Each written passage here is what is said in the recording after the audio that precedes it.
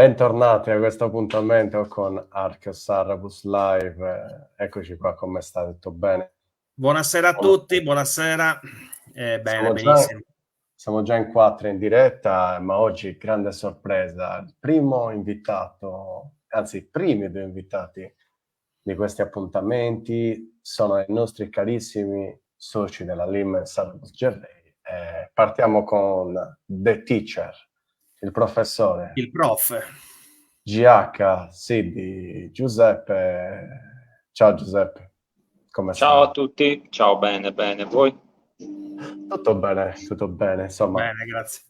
Credo che sia abbastanza chiaro qual è l'argomento di oggi, ma aspettiamo l'altro commensale di questa serata e salutiamo Danilo Melis. Ciao Danilo, presidente, come stai? Ciao a tutti, è Tando Tavareuso.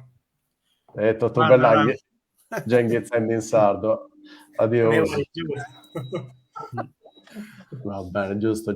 Allora, Martino, a te l'onore di presentare questa puntata, dai. Allora, oggi parleremo del sentiero primitivo di San Priamo per due motivi fondamentalmente. Uno perché comunque è un sentiero che ne approfittiamo di Giuseppe e di Danilo, perché è un sentiero che poi è entrato a far parte di un progetto più ampio che è stato presentato dal comune di San Vito e che quindi vedrà, diciamo, una presta realizzazione, no? Presta, come si può dire? Una...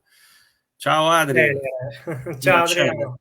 Diciamo che è forse il primo sentiero primitivo che verrà concretizzato. E secondo perché passa a Soubresons, che è la tomba che noi puliremo sabato 18 di novembre, le puliremo proprio in virtù di della realizzazione di questo sentiero. Quindi oggi il sentiero è molto lungo, però parleremo, diciamo, della prima parte. Quindi io farei così, dare la parola a Danilo per spiegare questa cosa del progetto e poi a Giuseppe, perché Giuseppe è quello che ha tracciato questo sentiero. Cosa ne dite? Ma sì, no. Dico magari un po' un'introduzione per avvicinare anche un po' il nostro pubblico, anche un po' di burocrazia, perché magari dire il comune così può sembrare qualcosa di molto oscuro, in realtà si tratta semplicemente di un bando che ha pubblicato il GAL, quindi i classici finanziamenti europei, no? Fondo Sviluppo Rurale, tutte queste cose qua, a cui potevano partecipare gli enti pubblici come i comuni facenti parte del GAL.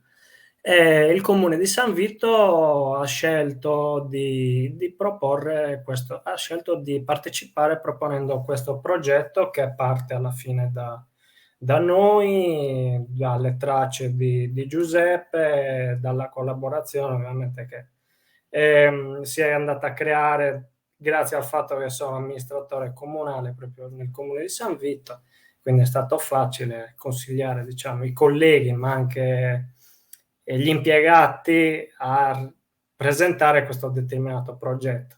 Tra l'altro voglio dire un'altra cosa che secondo me fa anche un po' sorridere. Il bando, diciamo, come si può dire, agevolava le aggregazioni di comuni,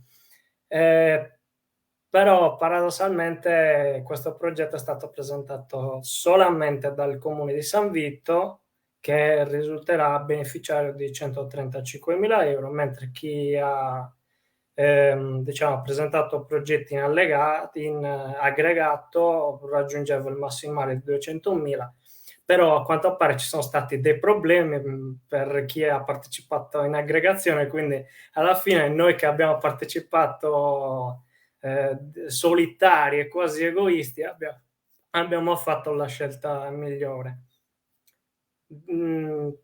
Chiudo la parte burocratica dicendo che sono in corso, anzi, da quello che mi hanno detto oggi, dovrebbero chiudere la gara d'appalto, diciamo, e quindi confermare l'affidamento ai lavori alla ditta che ha vinto. la gara. Quindi speriamo di vedere presto mezzi meccanici, un po' di movimento. Super fresca. Cioè, ieri abbiamo parlato ieri pomeriggio, Esatto. chiedendo Ok. Danilo, vai, smuovi un po' la situation. Vedo che hanno smosso veramente, hanno movimentato. Speriamo movimentino presto veramente il terreno che spalancherà la strada verso da San Priamo fino a Supresone. Tra l'altro l'intervento più grosso sarà proprio lì a Supresone, il ripristino della strada comunale, ma non lo spoileriamo tutto adesso perché Esatto. è giusto la prima parte. Tra l'altro il progetto nella prima parte non è che possa intervenire più di tanto, perché magari, come spiegherà Giuseppe, si tratta di fondi privati, lì servirebbe un intervento più incisivo da parte di Forestas, della RAS, con la rete sentieristica, eccetera. Ho capito. E ne approfitto per dare 2 informazioni riguardanti questa diretta.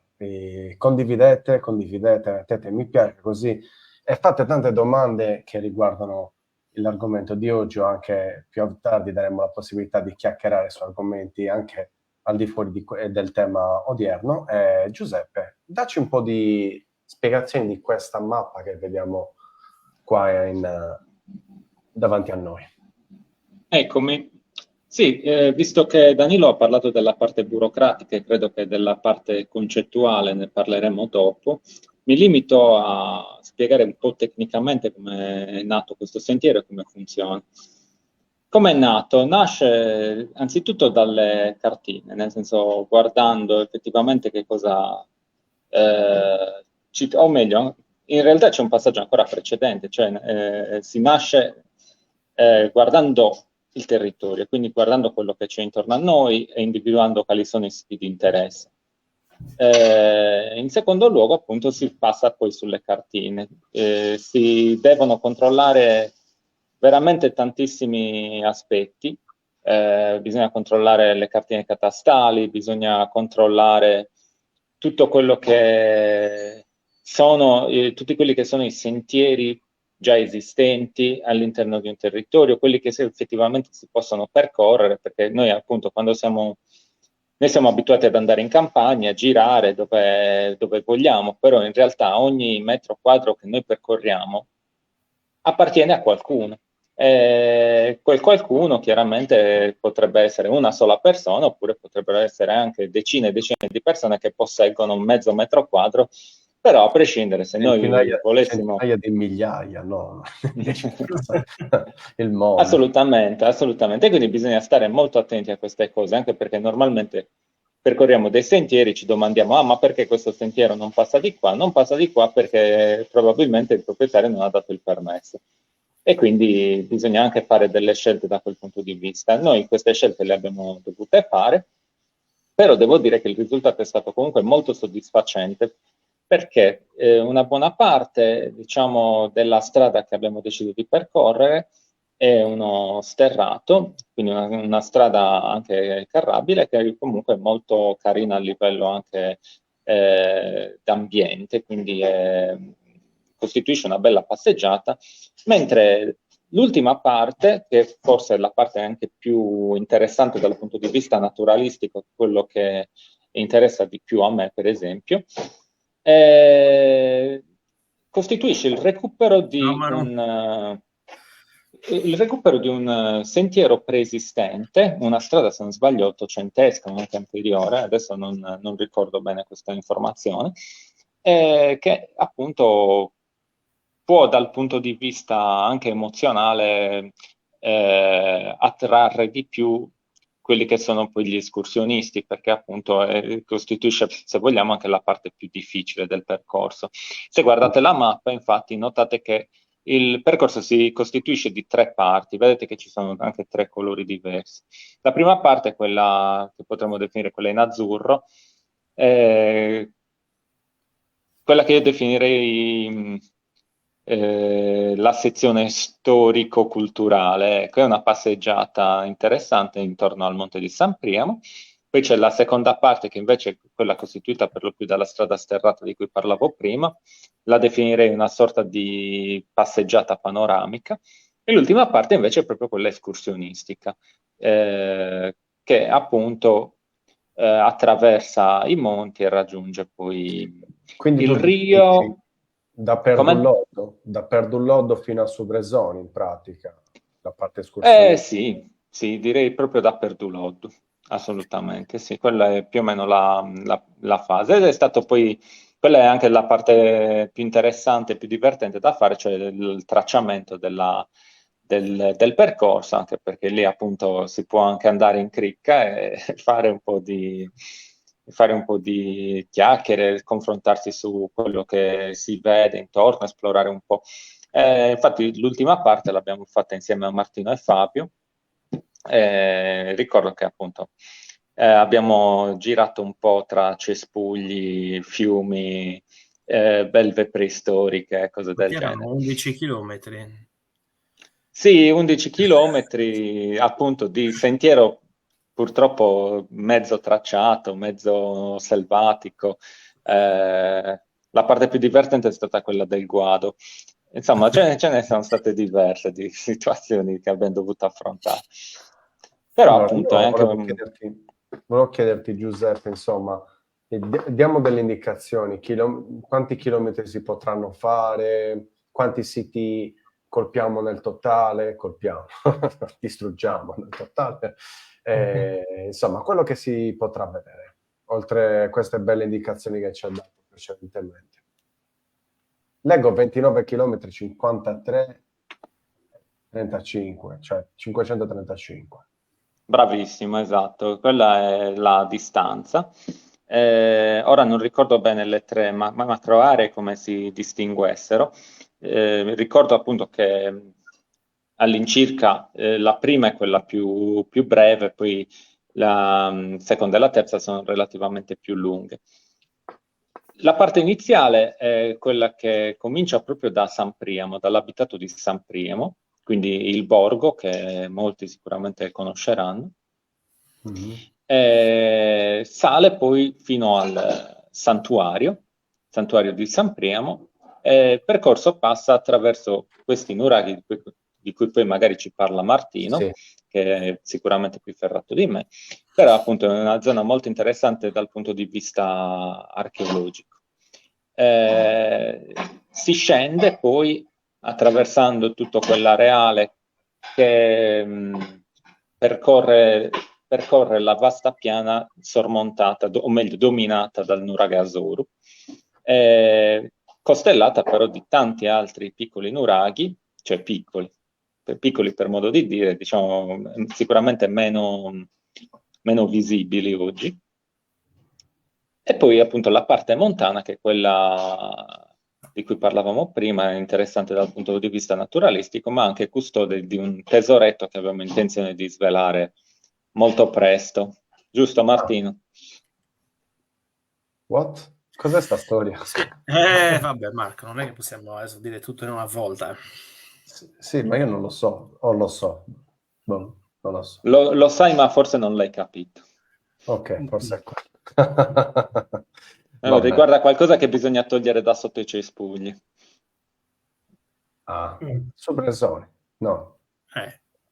Ok, va bene. E più o meno quanti siti sono, Giuseppe? Ti ricordi il numero? Dobbiamo vederlo dopo. Se non se li ricorda No, Giuseppe, io te li non mi posso dire ricordo. uno a uno guardando la carta. Diciamoli uno a uno, secondo me è più bello, anche perché così si spiega poco a poco ciascuno. Sì, vabbè, poi parleremo adesso nel dettaglio di questo, della prima parte Yes. fino a Comideddu, però poi, vabbè, qui c'è Ridelaggio, c'è sull'Innammi, Monte Narbedu, ne mancano diversi, da Monte Narbedu poi scendendo verso, diciamo, Subresio, qui ne mancano, c'è per esempio quelli del Muro, manca Montarbu, c'è un altro insediamento qua giù, senza nome, anche quello passa molto vicino al sentiero. Poi qua su, vabbè, ci sono Sacche News, ce ne sono diversi che qui mancano, Kunjao Gazula, ecco, però diciamo che quelli che sono segnati sono forse più rappresentativi che ci sono lungo il sentiero. Leggi sotto. Per coinvolgere i turisti si poteva organizzare un arco Sarrabus bus. Questo è fighissimo. No, però sai che è una cosa che Katia, è una cosa che pensiamo già da tempo. Uno dei problemi fondamentali è l'infrastruttura degli spostamenti, abbastanza carente. Comunque qualche bus shuttle c'è.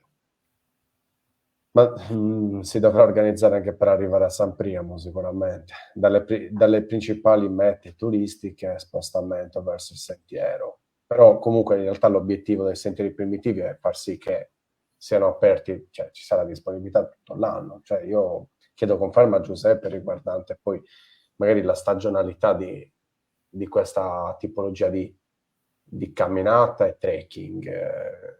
Io credo, dal mio punto di vista, io lo farei tutto l'anno. Cioè, forse gli unici giorni sono quelli in cui piove molto e nevica, quindi mai. E in pratica sempre, si può fare sempre. Sono quelli appassionati che lo fanno durante la pioggia, io sono uno di quelli, diciamo così. Allora, entriamo sullo specifico di questa prima parte del sentiero. Ecco. Bravo Marco, hai capito tutto. .com. Spero sia capito cosa sono i sentieri primitivi del Sarrabus. Non abbiamo mai spiegato, anche quello a chi toccherebbe presentarla come cosa. Vabbè, toccherebbe a me che sì, poi dopo facciamo di nuovo un sunto. Allora, vediamo qua la prima parte. Questo è quello che c'è, giusto? Sì, guarda, qua partiamo dal santuario di San Priamo, ma io partirei da San Priamo, perché comunque anche il villaggio, Dani, giusto, il villaggio ha una storia che secondo me merita di essere raccontata.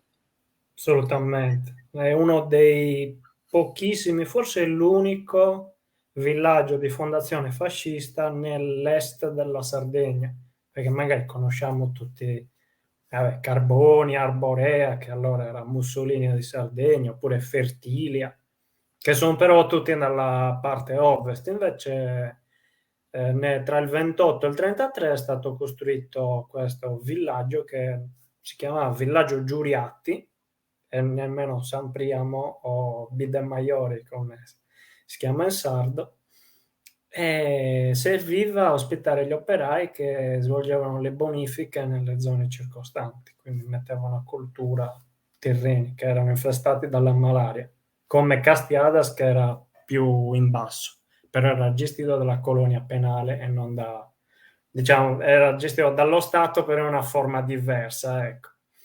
Sì, tra l'altro rimangono ancora degli edifici dell'epoca, lo spaccio, c'è il dopolavoro, giusto? Dei edifici che adesso andrebbero restaurati, però ecco, ancora conservano la memoria un po' di questa storia che hai raccontato. Sì. Da lì ci trasferiamo poi al santuario che praticamente è stato realizzato attorno a una Domus de Janas, quindi questa sepoltura del Neolitico, in cui si dice che abbia trovato riparo il santo, no? San Priamo, che tra l'altro nel Sarrabus esistono 3 grotte di San Priamo, cioè sono 3 Domus de Janas in cui si racconta che abbia trovato riparo il santo. Una è a Castiadas, una è qui al Monte di San Priamo e una è sul Monte Suzzipiri a Muravera. Però diciamo qua poi si è conservato il culto, no, del santo. Adesso vediamo se Marco c'è. Eccola qua. Questa bella chiesa che è stata costruita in 3 tempi diversi, iniziata intorno al 1100, se non sbaglio. Dani, giusto? Poi correggetemi se sbaglio. Però il vero fulcro è questo. Esatto, questo è l'ingresso della Domus de Janas, dove tra l'altro si racconta che il giorno in cui viene festeggiato il santo, che fine maggio, giusto? Il 28 di maggio. Il 28 di maggio si riempie di questa acqua miracolosa che cura le malattie. E prima proprio ci facevano i bagni, no? Cosa facevano? No, la bevevano. Il pediluvio. Andavano a prenderla e poi, insomma, finiva in ampolle, boccette. Acqua zampa, insomma. Acqua Sì. Santa. Sì. Tra l'altro ci sono tantissime testimonianze della festa, come veniva fatta. C'è per esempio un libro di Angius che racconta nel dettaglio proprio come veniva organizzata la festa, e vede ancora Sto per fare un po' di travaso così, insomma, Esatto. giustamente. Ci hanno messo un bel tronco di ginepro, credo.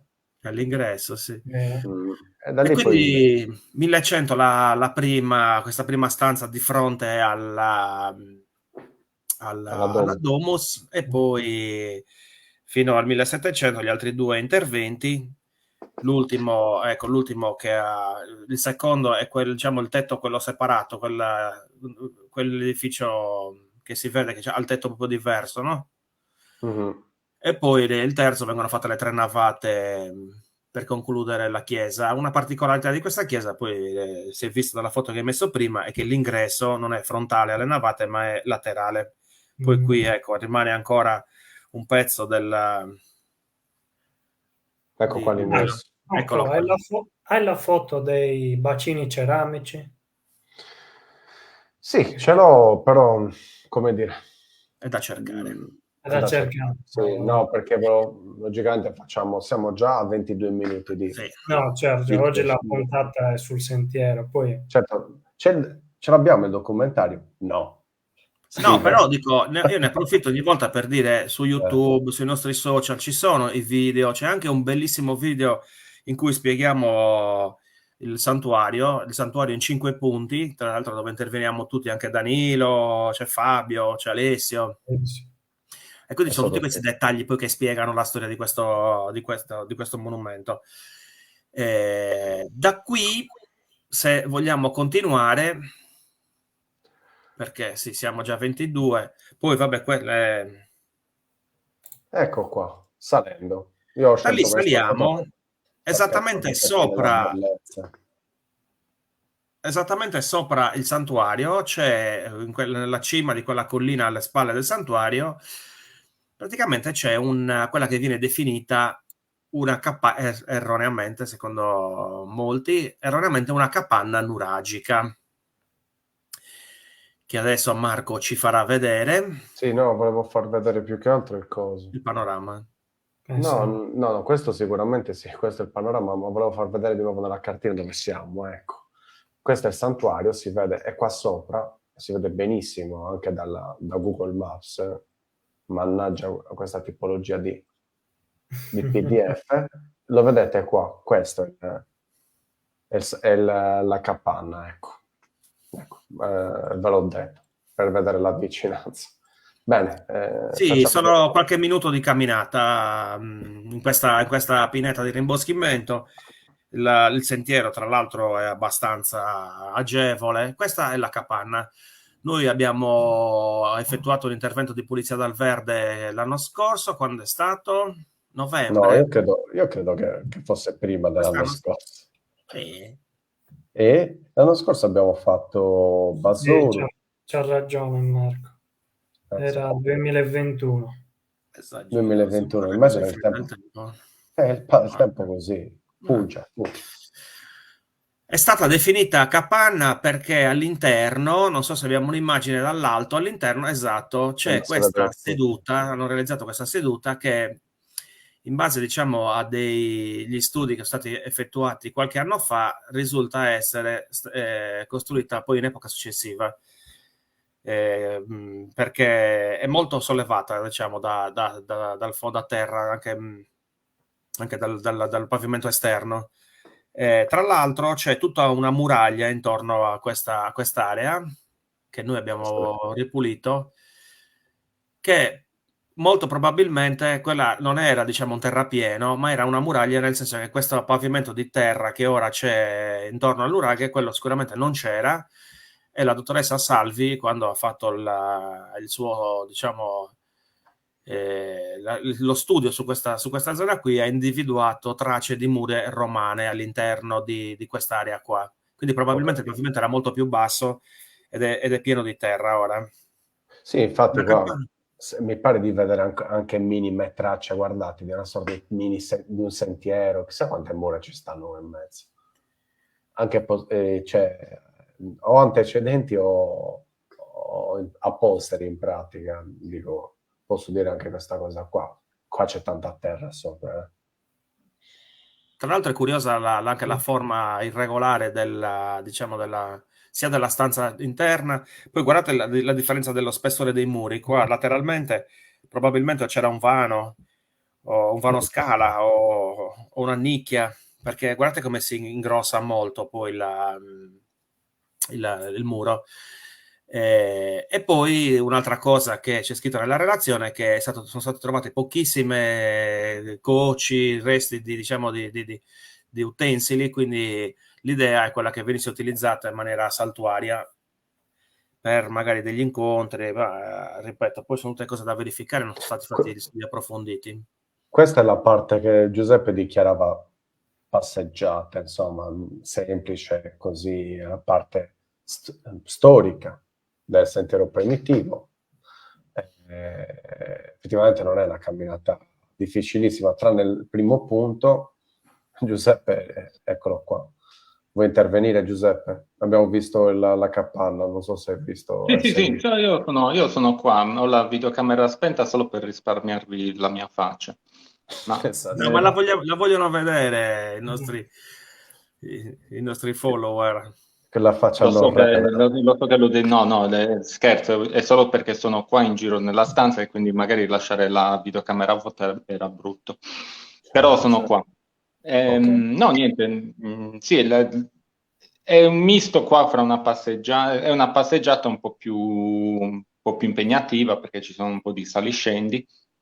È bella perché è immersa nel verde, come si è visto prima, appunto ci sono delle belle pinete, e poi anche la vegetazione, diciamo, quella vegetazione bassa, di macchia bassa mediterranea, che però piano piano si sta riprendendo, quindi inizia a vedersi qualche corbezzolo svettante, qualche quercia.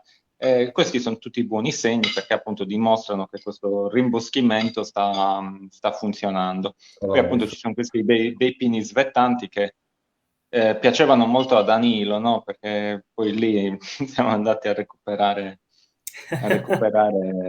il nostro drone che voleva scappare. E quindi niente. Questa cosa. Vabbè.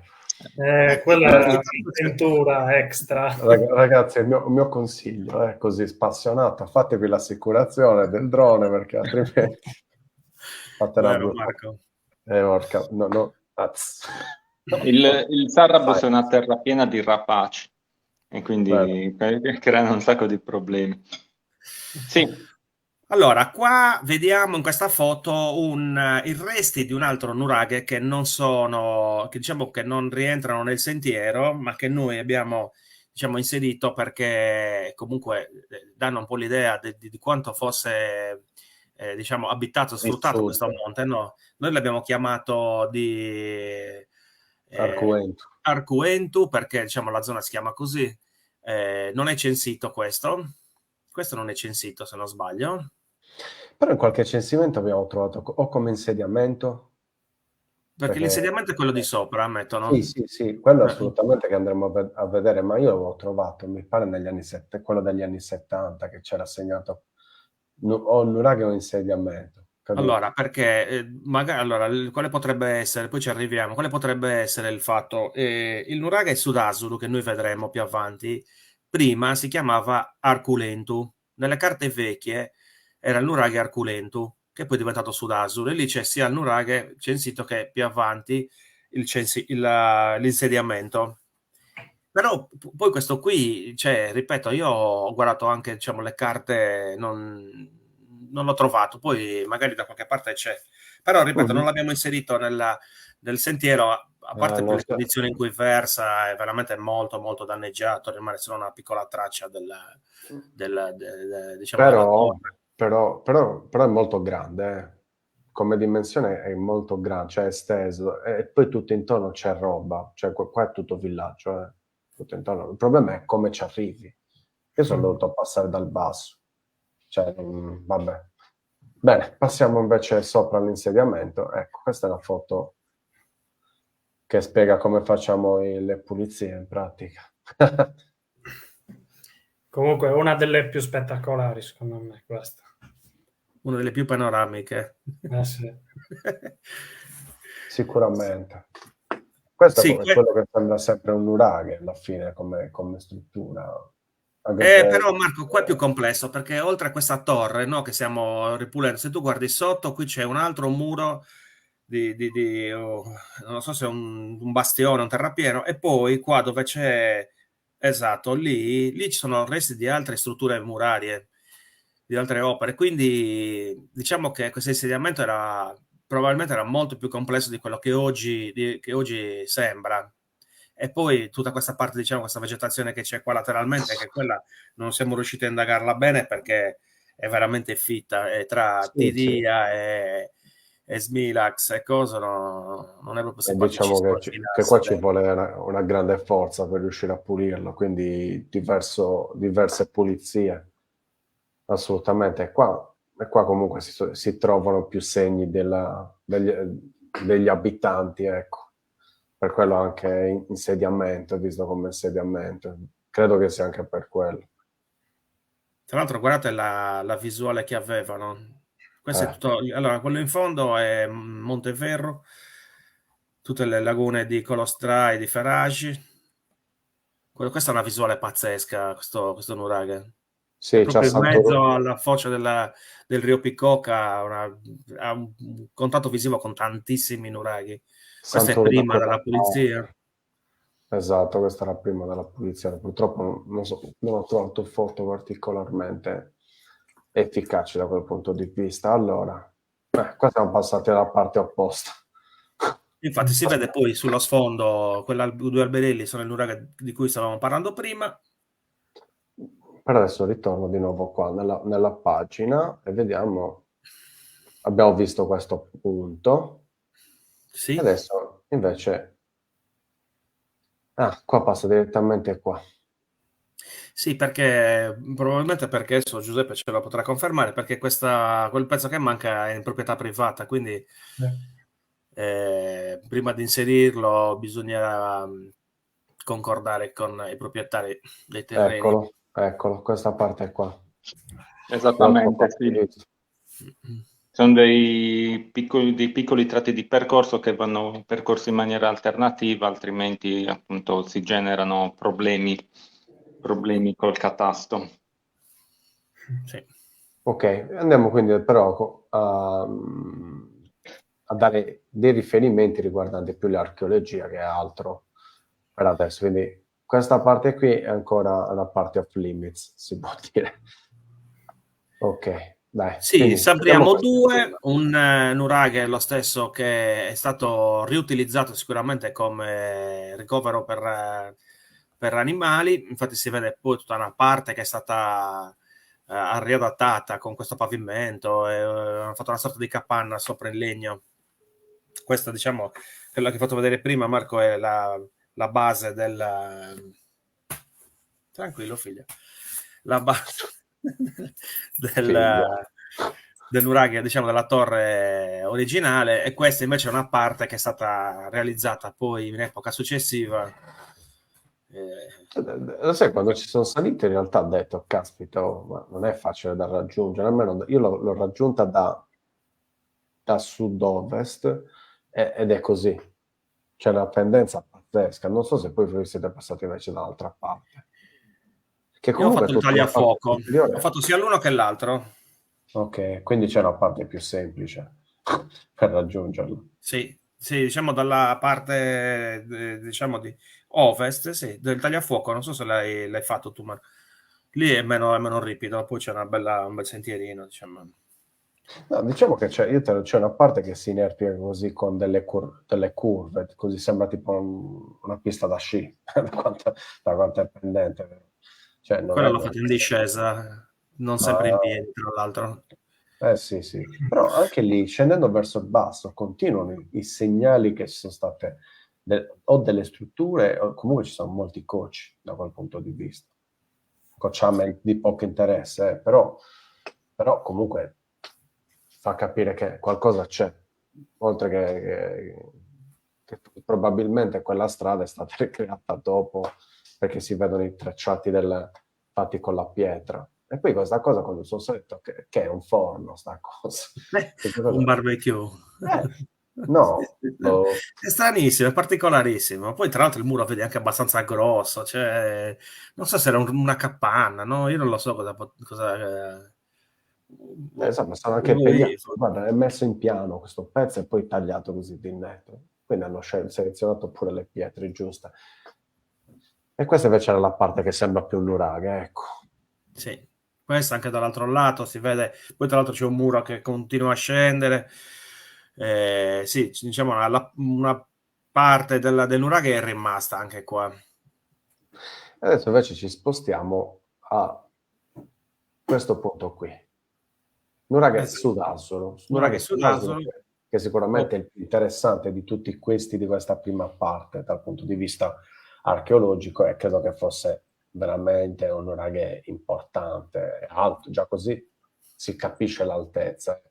Credo che Andrea è venuto il giorno in cui abbiamo fatto l'escursione, quando c'era Giuseppe e Mara, che sono due guide escursionistiche ambientali che abbiamo fatto una raccolta fondi per la polizia di Basone attraverso questa passeggiata e credo che questo qui sia quello che ti rimane più dal punto di vista del nuraghe, ti rimane più d'impatto, insomma, oltre che sopra c'è stato un bello stampo. Eccolo. Sì, sembra che ci sia, diciamo, la tolos della torre centrale sembra che sia intatta e quindi manca soltanto questa pietra sopra della chiusura della volta. Però è piccolino il buco, quindi abbiamo provato a infilarci telecamere noi, far scendere i telefonini.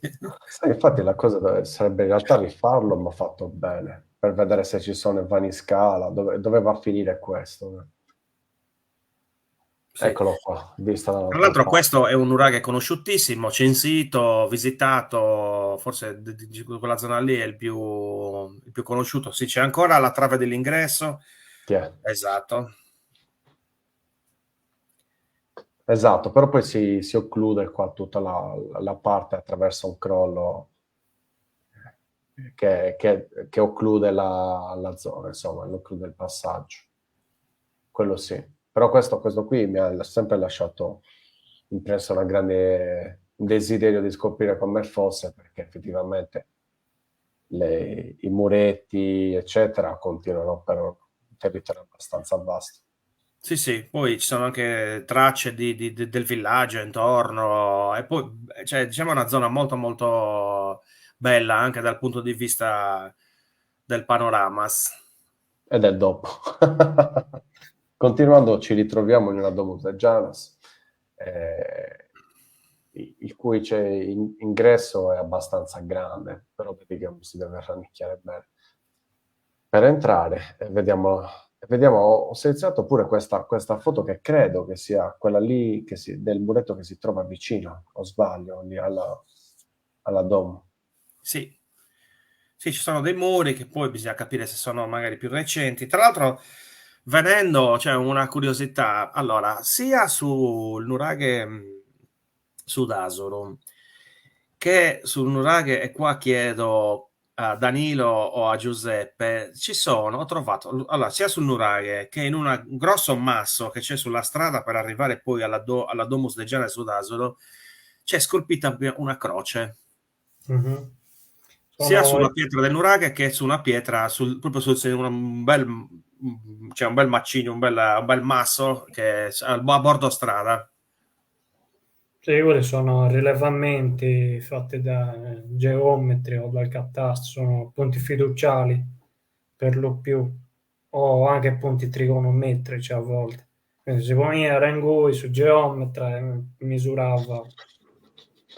No, per la sapere che mi incuriosisco, perché per esempio, vabbè, il nuraghe, ok, la pietra lì è bloccata e va bene, ci sta, abbiamo visto tantissime volte noi punti trigonometrici anche con pali piantati, vedi Rio Mola, con anche colate di cemento o con portovirastro, però cioè, la pietra a bordo strada, quella si può spostare, cioè, come fa a essere un punto... O a rombuara. Si comprende, sono Io pensavo non più tipo tracciavano verificare. un sentiero religioso che porta fino al santuario, no? Allora una conchiglia ci vuole, non a Santiago. Ok, e io con Midedo non ci sono mai stato invece. Ah no, no, Allora, no, scusa. aspetta, rimaniamo alla Domus de Gianas, ragazzi. È forse la Domus de Gianas più grande di tutto il Sarrabus. La stanza interna è enorme, è gigantesca. Tra l'altro hanno messo quelle pietre che qualcuno sicuramente ci ha passato qualche oretta dentro. Tipo com'è che si chiama? Alberto, Alberto. Alberto da Padova. E quella luce che proviene da sinistra, lì praticamente fuori dalla Domus, hanno tentato di farne un'altra. Infatti si vede qua il Ecco. segno di come stavano costruendo, diciamo, la prima cella. Però poi, non so se hanno sbagliato, hanno bucato. Si sono accorti che c'era già la Domus del Gianas. E vabbè, cioè, non è che magari pensavano di passarci a fianco. Anti E spacciano quindi secondo di ammantare. Anti hanno spacciano interrotto. secondo di ammantare, Marti. Ah, sì, sì. E quindi, perché qua è chiaro come stavano costruendo proprio l'ingresso, cioè si vede Sì, che. sì, sì. C'è la Dromos, sembra quasi, Sì, guarda. sì. E poi sono fermati lì. E anche nella Domus ci sono praticamente dei buchi che sono stati da questa parte sulla destra, sono stati chiusi Con con le dei muri pietre. in pietra, no? Dall'altra parte, dico, da qui non si Allora, vede, lì, però da quel lato lì c'era, diciamo, una spaccatura nella roccia che è stata coperta, chiusa da un muro in pietra. Però sì. questa Domus è grandissima, è molto molto bella. Sì, infatti, se vuoi dire che questa cosa qui, che le Domus de Gianas del nostro territorio sono relativamente piccole, perché una delle ultime che abbiamo visto, sì, è fatta con 2 stanze, ma non superano, secondo me, i 4 metri di lunghezza, assolutamente. Ad esempio, quella di Coso, di Monteverru, quella lì di Costa Saverdera è grande, quella ha 3 stanze. Anche quella Quella è è fatta. grande, sì, sì. Esatto. Credi sia più piccola o più grande? Allora, quella è più grande perché ha 3 stanze, però dice, la grandezza delle stanze, questa ha È stanze più maggiore grandi. questa. Ok. Quella di Costa Saverdera ha 3 stanze, che sono più piccole. Bueno, il complessivo è, diciamo, forse poco più grande. E Ma queste chissà sono le ancora stanze quanti c'è. matrimoniali, qua era una reggia, La suite era, la la suite suite. funeraria. Ci dormiva sul Rei, ma non quelli di Costa Rei. Allora, andiamo avanti. Chi c'è stato a Nuraghe Comiteto? Io non ci sono mai stato. Con Giuseppe c'è Mileto c'è stato stato. il drone. C'è stato il drone? Sì.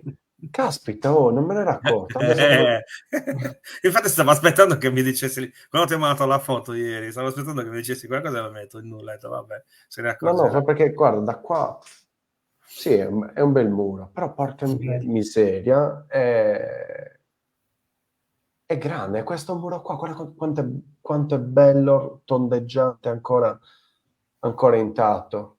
Giuseppe, tu, eccolo, eccolo C'è anche Giuseppe. una foto di quelle che ti ho mandato in cui si vede che ci sono arrivato, ma Mhm. arrivarci è veramente difficile. La vegetazione è un La muro, morte. un muro proprio, quindi l'ultima parte proprio va fatta strisciando. Oh, motosega. E È motosega, assomiglia quindi. a tantissimi dei nuraghi che noi conosciamo proprio perché è costruito su una sporgenza rocciosa molto Questa elevata, esatto, che vista da vicino è proprio dritta dritta, sembra una parte proprio del nuraghe, perfettamente in continuità, proprio per come è orientata, ma si vede anche dalla foto in effetti. Lo vedi che continua dritta dritta seguendo l'andamento sega. circolare del muro. Mm-mm. È anche abbastanza alto, nel senso che quella pietra è alta più o meno quanto me, quindi siamo quasi sui 2 metri, diciamo. Giuseppe. Come? No, niente. Adriano ha però subito la sua passione per... Adriano si sta proponendo. Vedo che qualcuno sta suggerendo metodi più adeguati per intervenire, e avrebbe anche ragione, nel senso che questo nuraghe, tra l'altro, si vedrebbe benissimo dalla 125. Bello. Se fosse... Sì, si vedrebbe, perché adesso se tu sai che c'è, lo guardi, diciamo, sì, due pietre, le noti, ma immaginandolo proprio scoperto sarebbe sicuramente un bel vedere, perché appunto come nuraghe Monteida, diciamo, tu passi, lo noti, no? Non voglio dire Azoru, perché Azoru già si vede di suo anche con la vegetazione. Su truppo. Appunto. E niente, insomma, questo già si nota, si noterebbe ancora di più appunto con una bella pulitina. Sì, provate così a passare sulla 125 bis, si vede. Sì, Nura è uno dei pochi è l'unico che si vede in realtà di quella costa. Ah no, bugia, su Dasuro si vede uguale. E su Dasuro... si vedrebbe anche sull'Inami pulito. Sì, sull'Inami è bellissimo. Cioè io ogni volta che rivedo un filmato che avevi fatto, mi ricorda Il Signore degli Anelli. È la prima volta che l'ho visto, sono rimasto scioccato per diversi motivi. Ma ne parleremo poi, perché tanto passa nel sentiero primitivo, quindi la prossima puntata, non so se sarà la prossima o una prossima puntata, continuiamo poi a parlare dei siti che ci sono lungo questo sentiero. Questo è il lavorone mio di Giuse nel trovare tutti i mappali per una eventuale, diciamo, realizzazione di questo pezzo di sentiero, quindi con la collaborazione dei privati o altri strumenti possibili, ovviamente potranno essere utilizzati. Esatto. Tutti i colori che si vedono sono appunto i diversi terreni. Però allora diciamo che buona parte di questo sentiero comunque ripercorre sentieri esistenti. Sì. Quindi questa qui, per esempio, questa blu che si vede qui è una strada che c'è, che è percorribile, tra l'altro è una strada di uso comune, quindi... Sì. Ma tra l'altro c'è anche un motivo storico, come è stato accennato, lì c'era un rimboschimento che poi è scaduta la concessione, i proprietari si sono riappropriati dei loro appezzamenti. Si vede, guarda qua com'è, sembrano Sì. fatti a linea, qua, guarda. Sì. Infatti è abbastanza ordinato, certo non è più tenuto bene, però si nota benissimo che c'era il rimboschimento. Esatto, e qua c'era, mi diceva Martino, perché ogni tanto mi ricordo, che qua c'era anche un villaggio medievale, o sbaglio, qua in mezzo. Allora, Tiziana Pili nel suo libro ne parla di questi. In quanti siete a ripulire? Dipende dalle giornate. Siamo arrivati a essere anche in 40. Sì, a Basolo Sì. tantissimi. Lo stesso a Sommo del Sorcu. Quelle di novembre sono sempre state molto partecipate come pulizie. Se non fosse arrivata la pioggia, a quell'ora risplendeva da 20 chilometri, Sommo del Sorcu. Sì, anche perché, Katia, le pulizie sono aperte al pubblico, chiunque può partecipare, quindi... Infatti ne approfittiamo anche per pubblicizzare quella del 18, metteremo in tutti i social, sia quelli degli Archeo Sarrabus che quelli di Limen Sarrabus Gerrei, le informazioni per arrivare il giorno della pulizia, attraverso anche, vi chiediamo se, perché quello che facciamo c'è anche un piccolo costo, che è quello dell'archeologo. L'archeologo è un professionista e che richiede logicamente un pagamento. È possibile, se volete, sostenerci attraverso una donazione che può essere da €1 a 20.000 euro, insomma. A vostra descrizione, dai. Con 20.000 euro si inizia a fare anche uno scavo archeologico, quello è promesso. Se arriviamo a 20.000 euro facciamo uno scavo archeologico. Comunque, quindi vedete, andando avanti è facile, potete scegliere di scrivere qua 20.000 euro e mandare avanti. Che potete farlo o con PayPal o attraverso una carta di credito, una semplice carta di credito. Ok, quindi questo qui invece sono le pagine le nostre pagine, dove trovate tutte le informazioni su YouTube, su TikTok, su Facebook, su Instagram, spero anche su qualche giornale in questi giorni, mi sa che dovremmo fare qualcosa. Cosa serve per la giornata, Martino? Cesoie e guanti. Scarpe Basta. comode, sì, cesoie, Protette. chi ha forbici, chi ha segaccio, cavo, diciamo tutti gli attrezzi perché il giorno faremo sia la pulizia del sito, diciamo, della tomba, che anche la pulizia del sentiero, che già è stato aperto il sentiero, però va un po', diciamo, modellato. Poi tra l'altro, spoilerò, lungo il sentiero c'è un affogaia, come li chiamate voi? Fogaia, senza l'H, un affogaia che vogliamo pulire perché veramente è 1 metro dalla strada, quindi inserire anche quella poi nel sentiero, che è la affogaia, per chi non lo sapesse, erano, diciamo, degli spazi dove veniva fatto il carbone dalla legna. La focaia. Esatto. Visto? Ecco, te l'abbiamo fatto. Non mandi 20.000 euro. Yeah, allora facciamo così. Katia, ti facciamo un busto e lo mettiamo lì vicino a fianco alla... O scegliere il sito da ripulire e da scavare. Il busto anche. A fianco al sito. Però vorrei ricordare una cosa, che oltre a sega, guanti, cesoie, bisogna portare anche la forchetta e il coltello, perché poi giustamente non è che si lavora soltanto, e il bicchiere soprattutto. Perché sennò poi non viene nessuno, no? E tutti dicono, vengo a lavorare. No, non è solo quello, no? Perché poi si può passare del tempo, no? Anche a ammirare il proprio lavoro. No, assolutamente. In realtà è tutta la scusa per mangiare bene. Infatti, in compagnia. Vengono anche persone da su continenti, tipo me, tipo me e altri, anche tutti i vari parenti. È venuto già un romano, è venuto già un padovano che non hanno fatto, cioè, il padovano proprio stecchito a terra, distrutto all'interno della Domus de Janas, perché questi qua fanno sempre la fine dentro la Domus de Janas, un padovano che non regge l'alcol, comunque. No, tra l'altro ha fatto bene Giuseppe a ricordare di portare il bicchiere, perché una volta l'abbiamo finita bevendo dentro gusci di arancia e siamo dimenticati di prendere i bicchieri, abbiamo fatto a Santiga.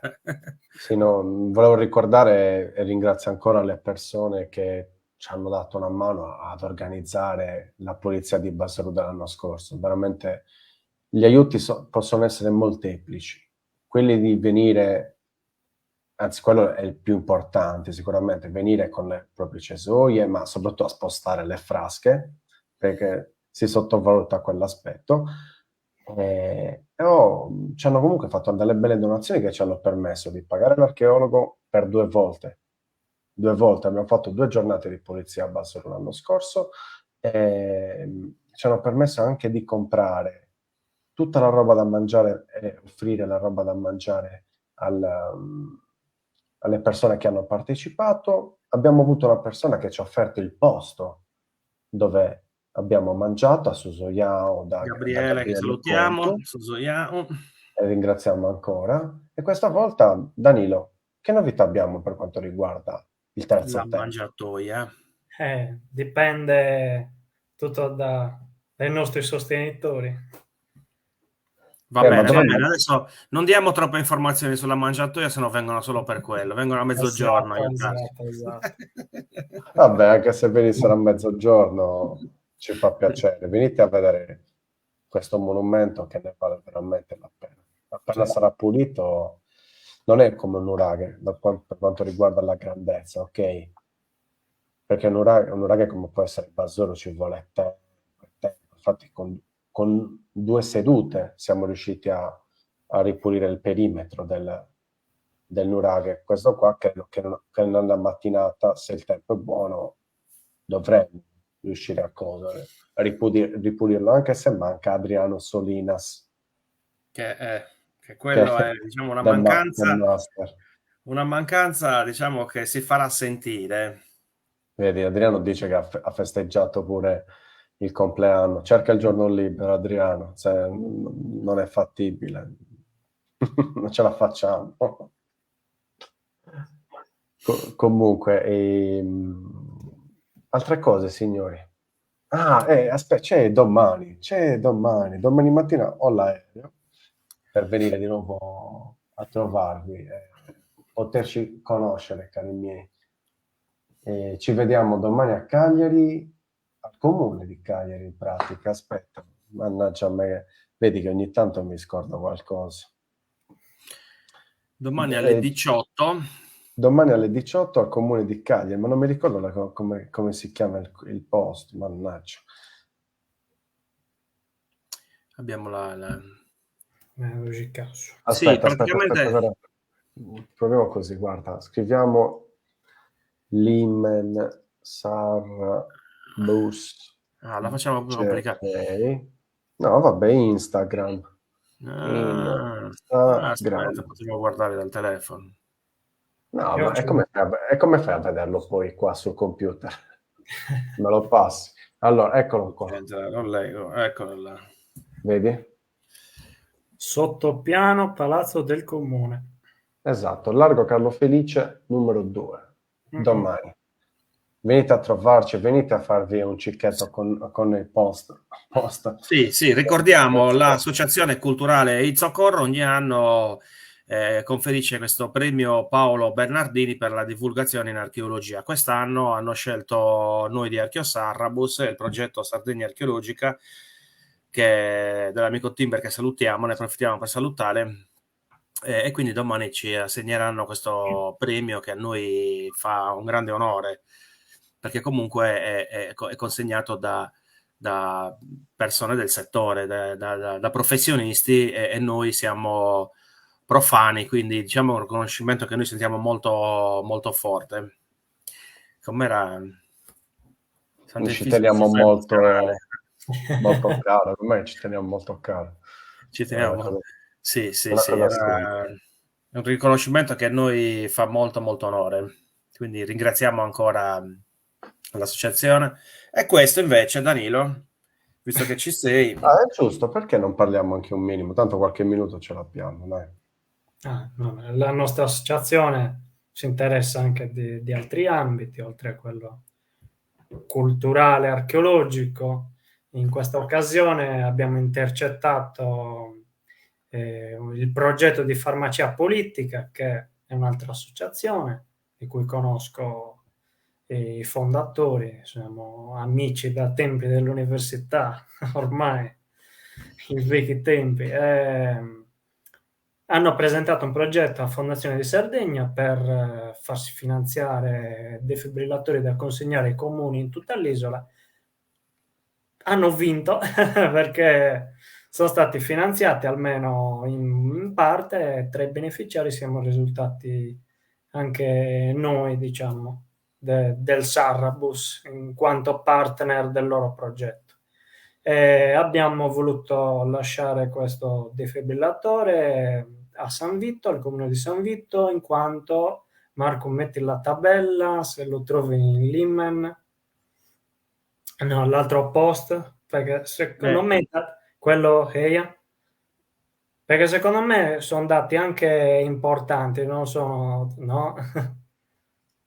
Ecco, forse la trovo. Eccolo qua.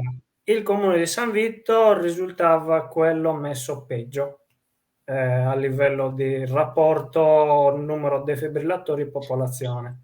Ora, grazie al nostro intervento, quel numeretto che è marchiato di rosso, che sono gli abitanti di San Vito, quel numeretto là è stato dimezzato, quindi abbiamo raddoppiato la cardioprotezione nel comune di San Vito.